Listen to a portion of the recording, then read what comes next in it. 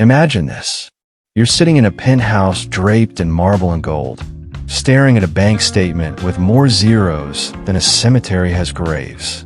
The air smells like leather and disinfectant, sterile as a hospital. Your phone hums with notifications. Another deal closed. Another milestone obliterated. But your hands shake, not from excitement, from dread. Because somewhere between the first million and the 10th, money stopped feeling like a tool and started feeling like a parasite. It whispers to you at 3 a.m. What if you lose it all tomorrow? What if you're never enough? You've built an empire, yet you're starving. How? This is the paradox no one admits.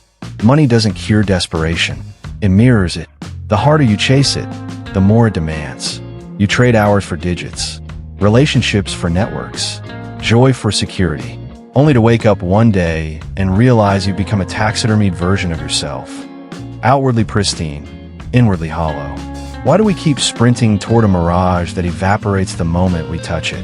Why does the pursuit of wealth, a quest meant to liberate us, so often become a silent, suffocating religion? Picture a man running on a treadmill made of $100 bills. His muscles scream, his lungs burn, but he can't stop. Not because the machine forces him, but because he's terrified of what happens if he steps off. What if the world sees him standing still? What if stillness means he's worthless? Society has weaponized productivity, turned ambition into an anxiety disorder. We've conflated net worth with self-worth so thoroughly that even our dreams have price tags. But here's the question that claws at the edges of your mind. If money can't buy meaning, why does its absence destroy us? The lie is subtle, buried in childhood mantras and LinkedIn platitudes. Work hard, earn more, and happiness will follow. But what if the equation is broken? What if every dollar earned is a brick in a wall between you and everything alive? You don't need more money. You need to tear down the wall. But first, you have to admit it's there, and that you built it yourself. What force compels us to worship at the altar of wealth, even as it devours our souls? To answer that, we must descend into the labyrinth of human psychology, where ancient fears and modern delusions collide. You are not chasing money. You are fleeing yourself. This is the first law of the psychosis. Wealth is not a goal, but a proxy, a shimmering decoy for the primal hungers we refuse to name. Carl Jung called it the shadow, the parts of ourselves we exile to the dark. Our fear of mortality, our hunger for love, our terror of insignificance. We drape these raw, bleeding needs in the respectability of financial ambition because money is socially acceptable. Grief is not. Insecurity is not. But a spreadsheet, a stock portfolio, now that is a language the world understands. Friedrich Nietzsche saw this sickness centuries before Silicon Valley commodified it. Man will sooner relinquish his soul than his power, he wrote. But power today wears the mask of money. We've mistaken liquidity for control, digits in an account for existential armor. Yet the more we accumulate, the more we feel the void. Why? Because wealth, as Arthur Schopenhauer argued, is a negative relief. It temporarily quiets the pain of scarcity, but cannot generate positive joy. It's aspirin for a bullet wound. Consider the billionaire who hoards fortunes while relationships crumble. The entrepreneur who grinds 90-hour weeks to outrun the childhood poverty that still haunts them. The influencer who trades authenticity for brand deals, grafting their worth to follower counts. These are not rational actors. They are sleepwalkers in a collective hallucination, mistaking currency for catharsis. Jean-Paul Sartre named this bad faith, the act of lying to oneself to escape the agony of freedom. If you choose the treadmill, you can blame the machine for your exhaustion. But what if you built the treadmill? The psychosis metastasizes in the gap between biology and modernity. Our brains evolved to seek immediate rewards, food, shelter, tribal status, in a world where survival was day to day. Now, we've replaced mastodon hunts with quarterly earnings reports, but the primal wiring remains. Dopamine spikes when we check our bank app mimic the thrill of finding ripe fruit on a savanna. Yet, unlike our ancestors, we're trapped in an infinite loop. The fruit is synthetic, the hunger eternal. Aldous Huxley predicted this in Brave New World, a society pacified by consumption, where citizens are conditioned to love their chains. Modernity's chain is subtler, a golden collar forged from curated Instagram lives and LinkedIn hustle porn. We've internalized capitalism's mantra. Your value is your output, your humanity, a tax-deductible expense. But the deepest wound is philosophical. Viktor Frankl, Auschwitz survivor and psychiatrist, discovered that those who survived the camps weren't the strongest or wealthiest, but those who held on to meaning. Yet today, we've inverted his insight. We chase wealth to avoid asking what we're here for. Money becomes a spiritual bypass, a way to numb the question that pierces us in quiet moments. Is this all there is? The psychosis thrives on two illusions. First, the scarcity delusion, the belief that life is a zero-sum game, that someone else's gain is your loss. This isn't economics, it's trauma. Children of scarcity become adults who see abundance as a myth, even as they drown in excess. Second, the hedonic treadmill, the neurological trap where each new level of wealth feels normal within weeks, forcing us to chase the next high. It's addiction disguised as ambition. Capitalism didn't create this sickness. It weaponized it. By conflating market value with moral virtue, it turned greed into a sacrament. The Protestant work ethic, once about serving God, mutated into serving algorithms. Now, even self-care is monetized. Meditation apps sell focus. Retreats sell enlightenment. And productivity gurus sell salvation through spreadsheets. We've commercialized the human soul. But the true horror lies in our complicity. As Jung warned, until you make the unconscious conscious, it will direct your life, and you will call it fate. We cling to money because it lets us pretend we're in control. Yet the more we succeed, the more we sense the lie. The luxury car feels smaller each day. The accolades taste like ash. Still, we double down, fearing that if we stop, we'll have to confront the unbuilt life beneath the facade. What are we so afraid of? Maybe it's the terror of existential freedom. The realization that, as Sartre said, we are condemned to be free. No salary can protect you from the burden of choice. No stock options can shield you from the truth that you, and you alone, must decide what matters. Money becomes a prison of our own design, a way to defer the responsibility of living.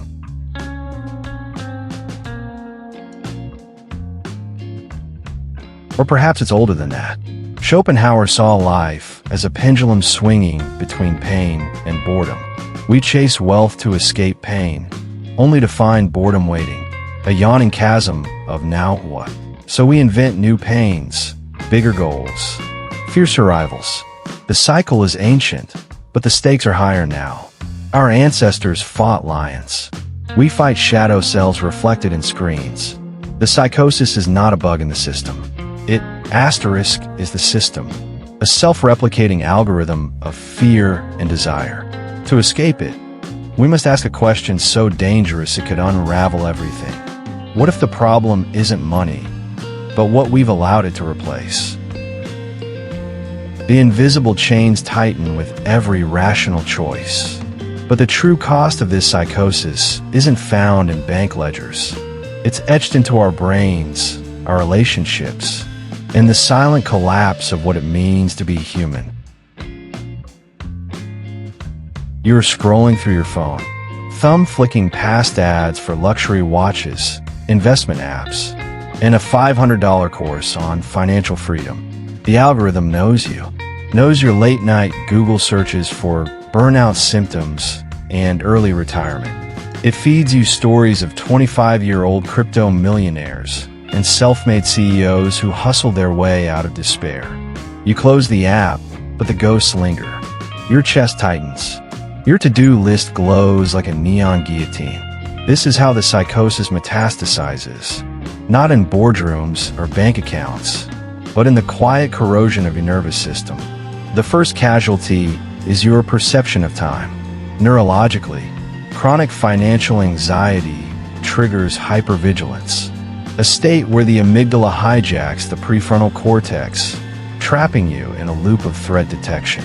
You lose the ability to experience chronos, clock time, as kairos, meaningful time. Days blur into a manic dance of deadlines, while moments that should shimmer, a child's laughter, a sunset, are reduced to background noise. Studies show wealthy individuals report lower levels of time satisfaction than those with modest incomes. Why? Because money warps temporal reality. You trade hours for dollars, then dollars for shortcuts to reclaim hours, only to find the hours you bought are hollow, sterile, already mortgaged to the next obligation. Relationships calcify under this pressure. A 2023 Stanford study revealed that high earners are 47% more likely to describe friendships as strategic alliances. Love becomes a cost-benefit analysis. You vet partners for credit scores, network potential, and lifestyle compatibility. Birthdays are marked by Venmo transactions, not vulnerability. The language of finance infiltrates intimacy. I'm investing in this relationship.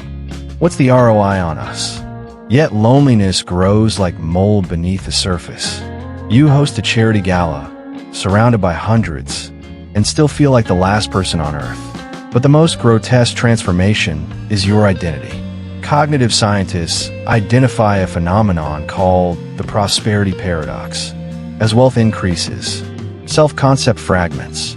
You curate personas like stock portfolios, a professional self, a social media self, a family self, each optimized for different markets. The brain, desperate for coherence, starts to believe the highest bidder version. A CEO forgets her love of gardening. A lawyer buries his childhood dream of teaching. You become a corporation of one, outsourcing your soul to the highest bidder. As Sartre observed, hell is other people. But what if hell is the version of yourself you've sold to the world? Society mirrors this fracture. Cities become monuments to transactional logic. Luxury high-rises tower over 10 encampments.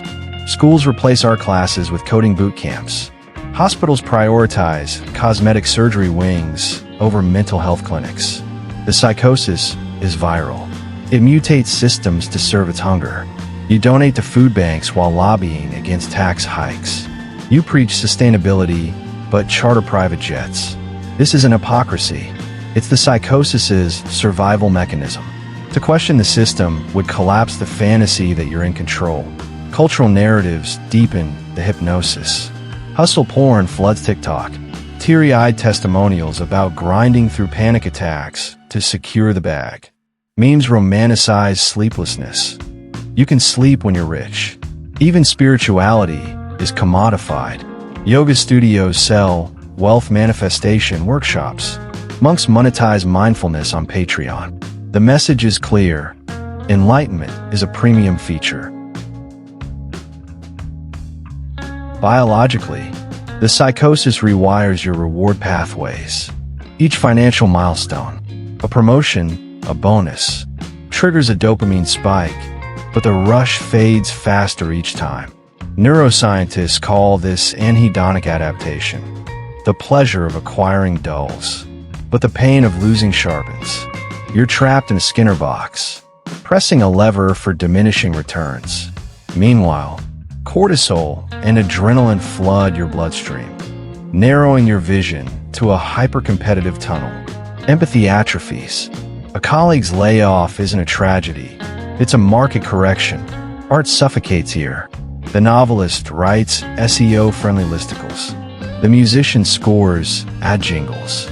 Galleries exhibit NFTs of golden toilets. Creativity, once a rebellion against the mundane, becomes a servant to metrics. You hang a $50,000 painting in your living room, but it's just another asset, a ticker symbol with brushstrokes. The psychosis even poisons your body. Chronic stress from financial obsession triggers telomere shortening, accelerating cellular aging.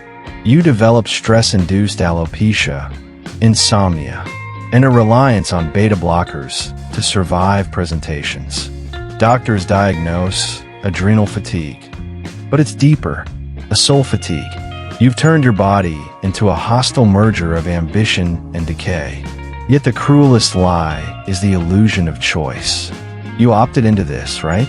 But when every institution, schools, media, families, equate success with financial conquest, is it really a choice? Children learn to monetize lemonade stands, not laughter. Teenagers choose majors based on earning potential, not curiosity. You've been gaslit by a world that sold you freedom and delivered cage. The data chills. Suicides among executives under 40 have quadrupled since 2000. Antidepressant use in high-income brackets outpaces national averages. The WHO links affluenza to skyrocketing rates of autoimmune diseases. These aren't personal failures. They're symptoms of a civilization that swapped sacredness for shareholder value. You're living through a silent apocalypse, not of bombs or viruses, but of meaning. The psychosis has turned life into a derivatives market, a speculative game where you bet your humanity against futures that never materialize. You exist in a hall of mirrors, each reflecting a hungrier, lonelier version of yourself. But mirrors can shatter. The exit exists, but it's not marked in currency. To find it, you must confront the unthinkable, that everything you've been taught about money, success, and survival is a lie.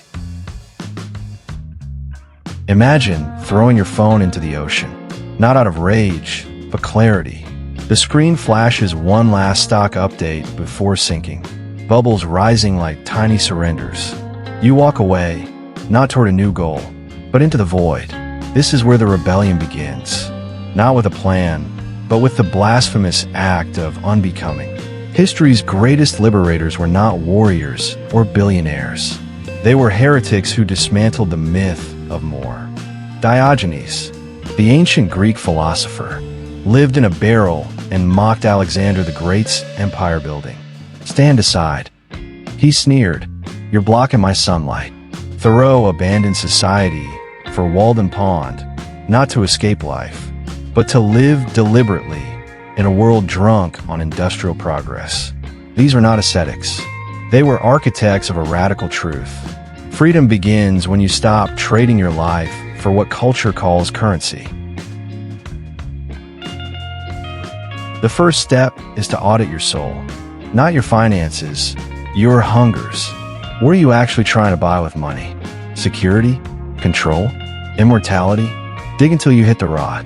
A Wall Street trader once confessed he amassed wealth to prove his abusive father wrong. A tech CEO realized her empire was a shrine to her fear of being ordinary. Money is never the end goal. It's a proxy for unmet needs. As Jung warned, the foundation of all mental illness is the avoidance of legitimate suffering. Stop numbing. Start interrogating.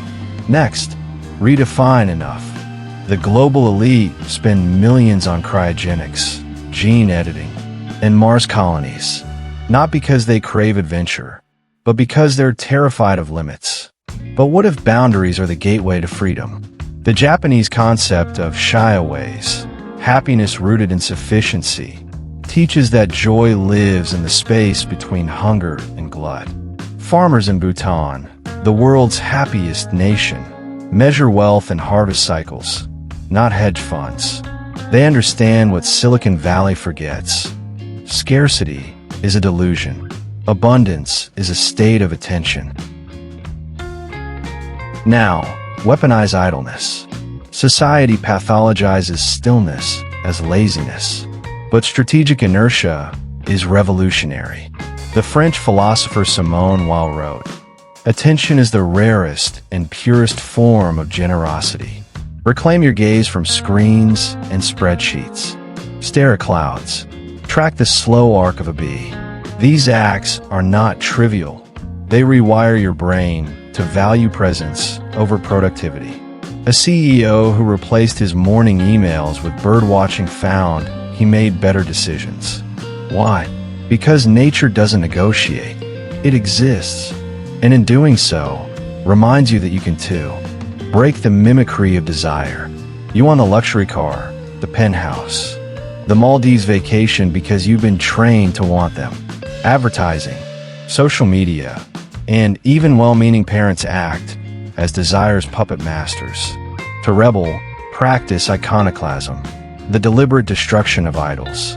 When a craving strikes, ask, is this mine? Or am I parroting a script? A former influencer sold her designer wardrobe, dyed her hair green, and started a guerrilla gardening collective. "I thought I'd feel poor," she said. "Instead, I felt alive for the first time." Embrace unmarketable joy. Cook a meal and leave it undocumented. Write a poem and burn it. Dance in a room with no mirrors. These acts defy the Psychosis's core axiom. That value requires validation. The artist Agnes Martin painted the same minimalist lines for decades.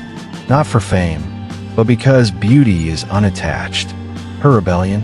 Creating in a world obsessed with metrics. Build a tribe of heretics. The psychosis isolates, community immunizes. In 1980s Berlin, squatters transformed abandoned buildings into anarchist communes where money was banned, and meals were traded for storytelling. Today, mutual aid networks from Portland to Nairobi are reviving this ethos, prioritizing care over capital. Join them, or start your own.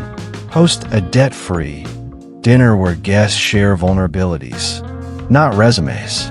Forge alliances based on who you are, not what you earn. Finally, make fear your ally.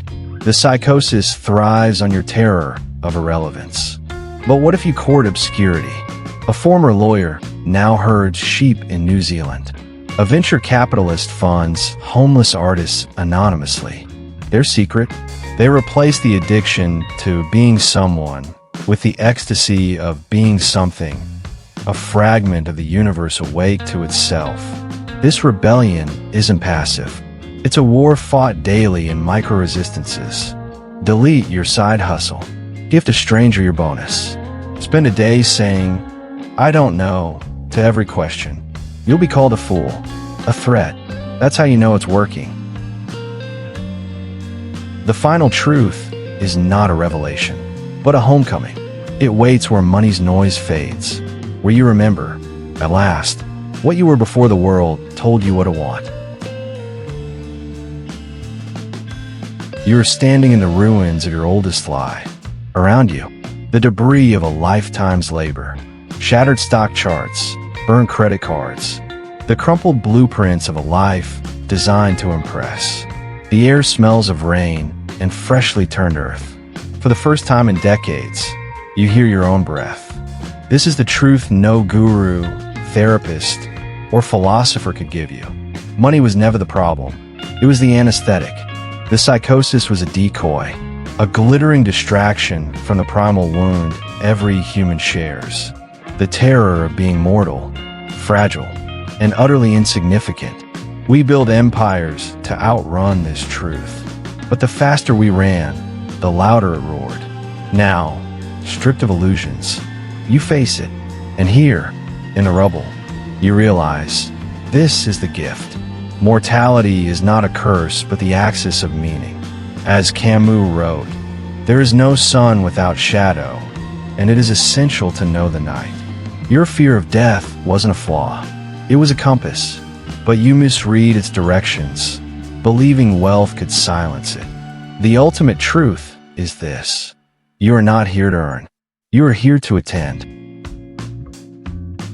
Money, stripped of its mythology, is inert, a neutral tool for exchanging energy. The psychosis arose when we burdened it with salvific power, when we asked it to do what only time, attention, and love can do.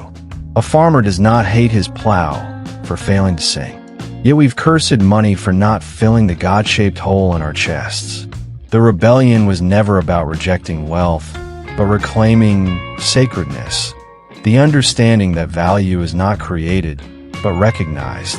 Consider the Tibetan monk who spends days crafting a mandala from colored sand, only to sweep it into the river, or the Wixárika people of Mexico, who trek hundreds of miles to leave offerings in the desert, not for reward, but reciprocity. These acts hold a key. Prosperity is not possession, it is participation. When you stop demanding life pay you back, you start seeing the interest compounding everywhere. In the way light fractures through a spiderweb, in the weightlessness of a shared silence, in the unaccountable grace of existing at all. The psychosis collapses under a simple question. What if you were already rich? Not in dollars, but in moments that defy valuation. The first time you rode a bicycle, the scent of a child at home, the way your dog's fur feels like sunlight. These are not metaphors. They are the truest currency, the kind that compounds when spent. Neurologically, memory thrives on novelty and emotion, not accumulation. A life rich in uncommodified experiences becomes a neural tapestry no market can index. This is why the wealthy artist and the broke poet often share the same epiphany on their deathbeds. I wish I'd loved more, risked more, let go sooner. The CEO hoarding billions and the influencer chasing relevance are the same species of hungry ghost, both conflating having with being. But, as the poet David Whyte writes, the price of our vitality is the sum of all our fears. Pay it. Let the fear of obscurity, poverty, and judgment burn. What remains is not nothingness, but a luminous emptiness, a field where you can finally plant something real. The paradigm shift is geological. You are not a human doing. You are a human being. This is not spirituality light. It's an atomic truth. Modernity reduced existence to a series of transactions. Do this, get that. But ancient wisdom traditions knew better. The Bhagavad Gita condemns not action, but attachment to fruits. Taoism teaches Wu Wei, action through non-action. Even quantum physics agrees. At subatomic levels, particles exist in potential until observed. You are the observer. The moment you stop chasing and start witnessing, the universe reorganizes around your gaze. A Silicon Valley engineer turned wildfire fighter put it bluntly. I used to build apps to addict others. Now I plant trees whose shade I'll never sit in. For the first time, I feel rich. His words echo Viktor Frankl's discovery in Auschwitz. Everything can be taken from a man, but one thing, the last of the human freedoms. To choose one's attitude in any given circumstance. Here is the final, unshakable realization. Money's greatest lie was making you believe you had to choose between survival and aliveness. But survival is a myth. You are already dying. We all are. The question is not how to prolong the game, but how to play it with your eyes open. A mother in Nairobi's slums laughs louder than a Wall Street trader. A billionaire's heir overdoses in a gold-plated bathroom. Data, stories, and your own bones whisper the same verdict. There is no correlation between wealth and wonder. The psychosis made you trade, offer assets, curiosity for collateral. Take it back. The ultimate rebellion is to live as if you've already died. Not in resignation, but rapture. When you stop protecting the fiction of a permanent self, every moment becomes a windfall. You'll still use money, pay rent, buy bread, fund dreams. But you'll do it with open hands. Wealth becomes a current, not a cage. You learn, but not from hunger. Give, but not from guilt. Love, but not from lack. In the end, you'll remember this life, not by what you accumulated, but by what you allowed. The vulnerability you didn't armor with purchases, the risks you took without a ROI calculation, the seconds you let expand, unphotographed, into forever. The psychosis will keep raging. Banks will boom, markets will crash, and the world will still scream that you're not enough. Let it. You've touched the antidote, the understanding that abundance was never out there. It's the air in your lungs, the ache in your heart, the unsummarizable miracle of your existence. As Rumi wrote, you're not a drop in the ocean. You are the entire ocean in a drop. Now act like it. The screen fades. The room is quiet. Somewhere, a clock ticks. You feel it. The itch to check your accounts, to plan, to do. But for a moment, you hesitate. You stare at your hands, not as tools for grasping, but as witnesses to the mystery of touch. The psychosis may return, but now you know.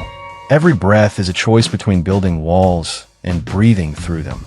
The world is waiting, not for your money, but your attention. What will you attend to first? If you find these stories interesting, please take time to subscribe to this channel. Hit the like button and the notification bell to be informed when any video is arrived. Share this content with your friends. This will cost 10 seconds from your time, but it means a lot for us. Your support is crucial in pushing us to produce more and generate more videos. Thank you.